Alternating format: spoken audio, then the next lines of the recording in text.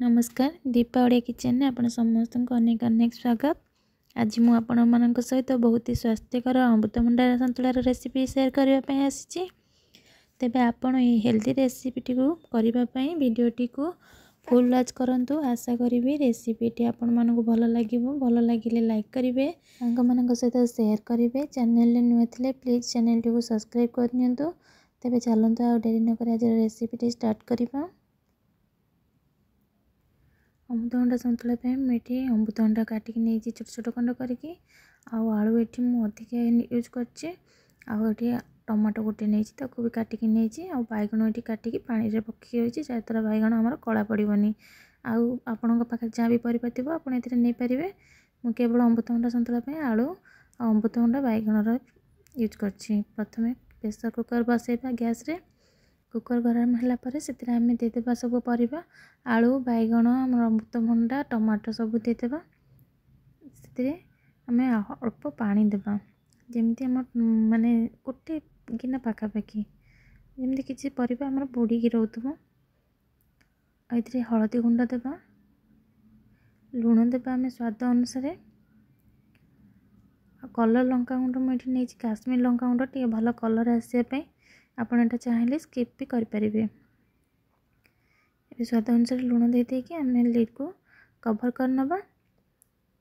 High flame रे आम गोटे सीटी आसवा पर्यंत कुक करनबा।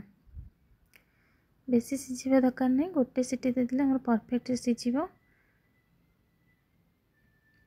हाई फ्लेम रे आम गोटे सीटी देदेबा। देखो ये सीटी गोटे दे सारापर ठंडा हो गला लिड को खोलिबा। देखो केते बढ़िया कलर आसी। आलू अमृतभंडा भलसे पूरा सीझी जाए। कढ़ई गरम करवा। कढ़ई गोटे चम्मच सोरिष तेल देवा। ए तेल मसला कम यूज हुए। गोटे चम्मच पाखापाखि मुझे सोरिष तेल यूज कर चाहिए रिफाइन ऑयल नहीं पारे। आ गोटे लंका को शुखला लंका को ये आम छिड़े देदेबा। आप जब राग न खाते स्किप करें। गोटे चम्मच पंचफुटण देवा। आईटी गोटे चम्मच जीरा भी देव मुदेनी। आईटी अदा गोटे इंच रसुण 7 ରୁ 8 पाखुड़ा आ 2टी कंचा लंका को मुझे छेचिकी नहीं। सब मसला को आम किसी सेकेंड भाजी नवा जमती सब मसला भल बास्ना आसो भल टेस्ट आसो। से किसी सेकेंड भाजवा पोड़ानी बस हल्का कलर चेंज है आम ये अमृतभंडा सीझा को देदेबा। ये देखो किसी पानी अंश रही जाए पानी के आम सुखाला पर्यंत टी कुक करनबा।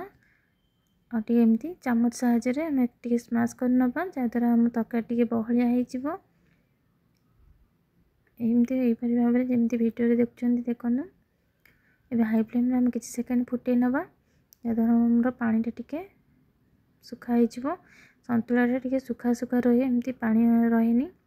एबे काटी रखि धनिया पत्र देवा और लंका जीरा गुंड मुझे गोटे चम्मच नहीं को आम देदेबा। लंका जीरा गुंड देवा द्वारा संतुलार बास्ना बहुत भल आसे। एबे हमर हेल्दी अमृतभंडा संतुला रेडी हो। आप गरम गरम रोटी सहित कि परोटा सहित खातु। केमती आपण मतामत मत निश्चिंत कमेंट माध्यम जनातु। पुणी आसबि आउ एक वीडियो नहीं से जाए रही। नमस्कार, जय जगन्नाथ।